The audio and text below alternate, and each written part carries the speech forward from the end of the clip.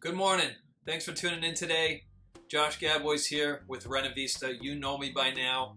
Welcome to part 2 of the Mind the Gap series. Today's video is about, have you read your scope of work? Now I want to share a quick story with you.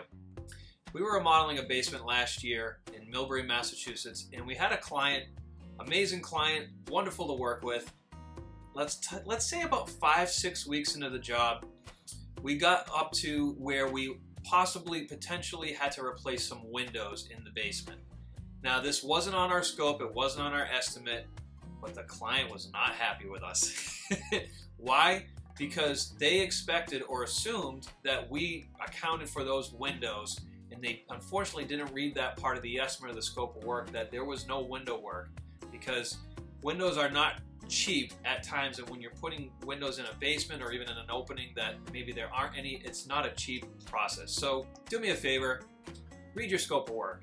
Bust that document out one more time. Maybe this video will be a reminder. Grab your cup of coffee, take 5 minutes, please read it, because there's a core value in our company. It's no assumptions, and the last thing we want for you is to get started with your project and that you haven't really thoroughly read that or understand what it is, because when we write that scope, that aligns with the estimate. Every word has a dollar amount. So I want you to imagine that. I know that sounds a little strange, but each word, imagine there's a money sign in front of each word, and that's really our intention, is that the scope is clear, and that's exactly what you're getting.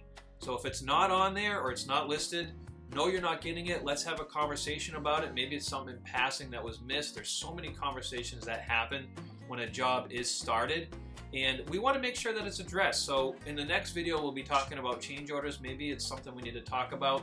Knowing if there's a change well ahead of time makes the job so much easier. So do me a favor again, read that scope of work, take a sip of that coffee, and send us a list of questions you might have in preparation for your project. Thanks again. We're really excited to be working with you. I'm Josh Gadbois signing out.